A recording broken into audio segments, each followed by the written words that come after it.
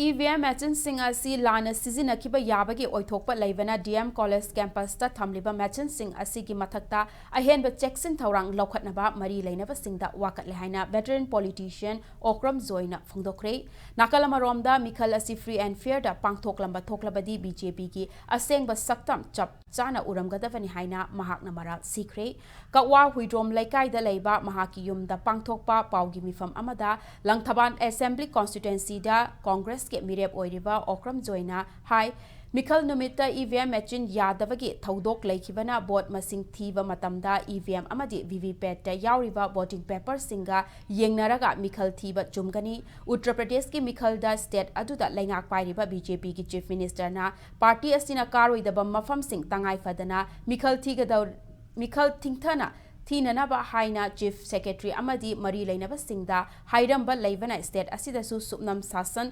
taukigadra haibagi chingnaba lei propaganda advertisement na lakhalaba semja thumjana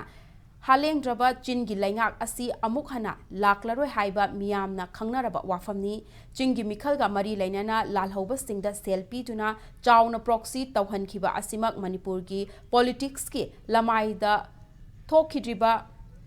Maida amuba kali teshin jaba tangkakni EVM sing lana sizinaba yabagi oithokpa leibana miyam amadi BJP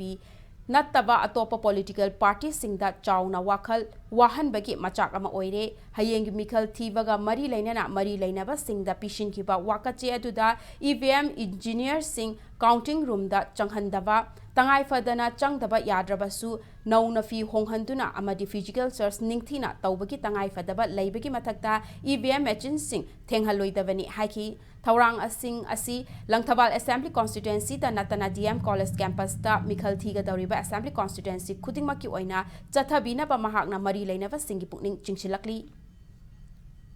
Moina aina suggest in the interest of the free and fair election aduga chap chana moi mathau pangthong no kan the public the tension leina agency ki tension leragani manung da khana chena ba everything whatever it may be thol tana ba anumaina yam shanti leina bot thibi yana bagi ai hujiki ai ba suggestion ji tawmane aduga aina thajai madudi hanaki laiba election ji da ai koi huji bawgi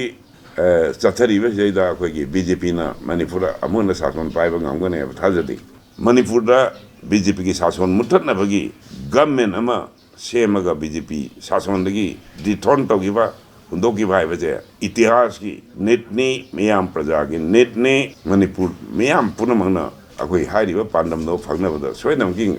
adu ngai duna leiri aiduna